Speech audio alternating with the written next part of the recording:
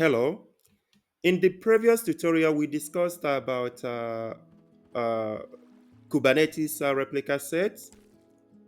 In today's tutorial, we are going to discuss deployment. Deployment is what you find in a production environment. And I'm going to use some examples to show you what the deployment is. Deployment, in this case, we can view it as a factory supervisor, like the manager. Instead of deployment, you have pods. The pods are more like factory workers. So the factory supervisor, which is the deployment, designates responsibilities to pods, which are like the factory workers. Then you have the replicas. The replicas are where you list or where you define the amount of workers you need to do the job. After that, you have pod template.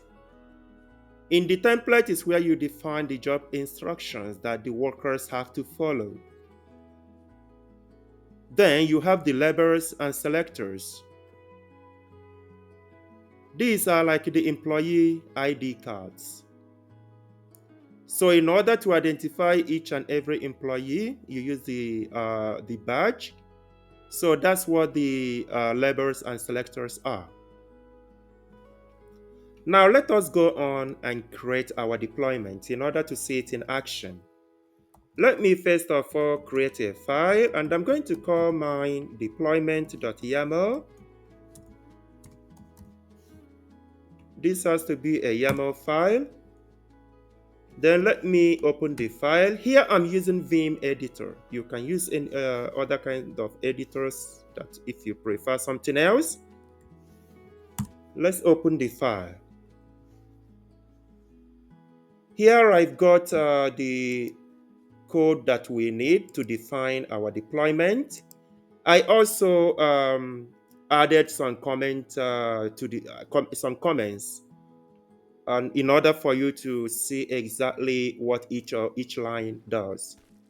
So here you can see the first thing we have here is the version, which is the API version for the deployments. Now you see the deployment, the kind, that is where you define the what kind of object you want to create. Here we have deployment. In some cases, it could be pod or replica set, which is what we have done already. But here we have deployment. So you have the metadata. Metadata is where you give your deployment a name. Here we got the name, web server deployment. You can call it whatever you want. Then under spec, we have our replicas. Remember, as I said earlier, this is where you define the amount of workers that you need to do the job. Here we've got 3. You could define as many as you want. We could define 12 workers if that's what we needed. Then after that, we have our selectors, or rather the selector. The selector is the label used by the deployment to select the parts. So when you want to select the parts that are under this deployment, you use the name web server. So we have our template, which again is where, like I said earlier, you define the job instructions for the workers, right? After that, you have the label, which also has to match the selector we have up there, which is web server. Then we have our spec.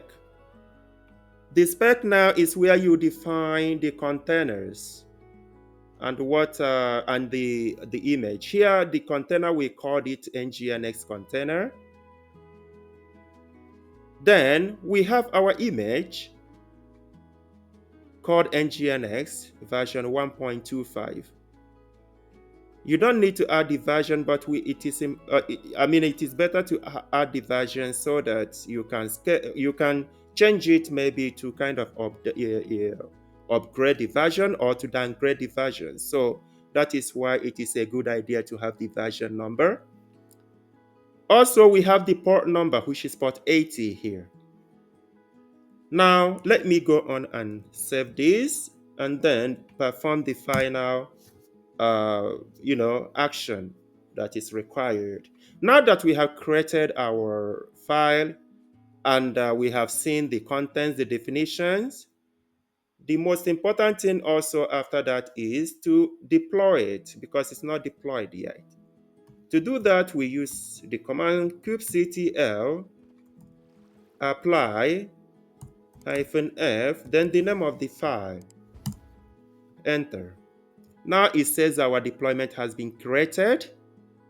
How do we know if it has been created or not? Let us find out. To do that, we use kubectl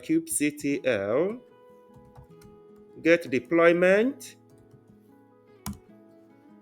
Now we define 12 replicas. So we have our 12 replicas. They are all available. They are all up to date. They are all ready, which is a good sign. It was created about 18 seconds ago. Now we can fetch the pods. Here you can see our pods. There are 12 of them. They are all ready. They are all running. They were created a while ago, which is about 43 seconds ago. So this is how you create your deployment, how you deploy your deployment, how you deploy your deployment, if you will.